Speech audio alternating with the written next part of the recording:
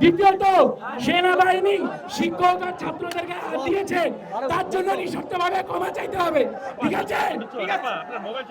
তৃতীয়ত, বিমান বাহিনীর এই দুর্ঘটনার জন্য ঠিকভাবে ইনভেস্টিগেশন করে তাদের নিঃশর্তভাবে ক্ষমা চাইতে হবে, ঠিক আছে? ওইখান থেকে পাশে আমাদের পাইলট পড়ছে, পাশে 2 রুম পাশে ও পাইলট পড়ছে, কেউ জানে না। ওখানে আমাদের 2টা টিচার ছিল, 2টা টিচার কাজ করতেছিল, ওর পাশে এসে যে পড়ছে নিচে, মানে ওর কেউ দেখে নাই, ওটা নিচেই পড়ে আছে পাইলট, বুঝতে পারবে না। পরে আমরা এই যে ধাক্কা খাই আমাদের মাথার উপর দিয়ে ঘাস করে আসি এখানে পড়ছে, আমরা তো বলতাম আমরাই শেষ। পরে কিছুই মাথায় শেষ কি নাই। হ্যাঁ, আমরা হলাম ওই রুমে, ওই অ্যাকাউন্টের ভিতরে দেখি নাই। তখন তো ছুটি ছুটি অবস্থা, গার্ডিয়ানরা পাশে দাঁড়িয়ে আছে, সামনে ছুটি হবে, গাড়ির ছুটি হবে, বাচ্চাগুলো বের করে আনবে, এমন মুহূর্তে ঘটনা করছে।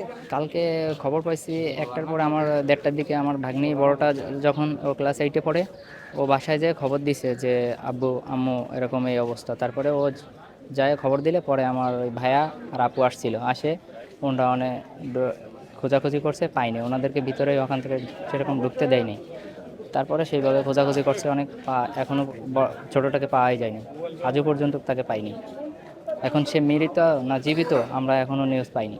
আমরা ঢাকার ভিতর সব যতগুলো হাসপাতাল ছিল, আমাদের যত ক্যান্ডিডেটের লোক ছিল, আমার ভাইয়ার অফিসের যত স্টাফ যারা ছিল, সবাই তন্ন করে খুঁজেছে, কিন্তু কোথাও তাকে পাইনি, হাসপাতালেও পাইনি। সে ক্লাস 3-তে পড়ে। সবাই আর কি সবার জায়গা থেকে সবাই খোঁজাখুঁজি করতেছে। এখন ডকুমেন্টস কিটা কোনটা পাইছে এটা সঠিক এখন আমি পাইনি। তার বাবা মার অবস্থা তো, একটা সন্তান না থাকলে বাবা মার কী অবস্থা, এটা তো একমাত্র বাবা মায়, আপনারা এটা তো আর বলে বোঝানো শেষ করা যাবে না।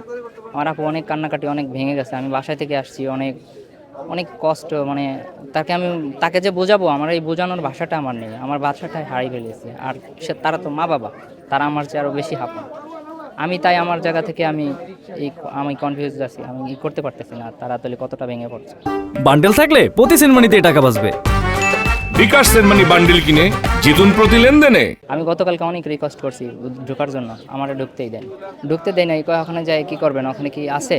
তাই আমি বললাম যে স্যার আমি দেখবো আছে কি না আছে, অন্তত আমার নিজের যে একটা এটা তো আমি করব, আমার নিজের যে একটা মনটা একটা বুঝতে দেবো, আমি ভিতরে যাই দেখি। আমাকে কোনো মুহূর্তে ঢুকতে দেয়। আমি প্রায় 2-3 ঘন্টা ওখানে গেটে অপেক্ষা করছি, একটার পর একটা। তারপর ওখানে যারা গেছে ভিতর থেকে যারা ভাইয়েরা গেছে, তাদেরকে আমি ছবি পর্যন্ত দিচ্ছি যে দেখেন লাগে।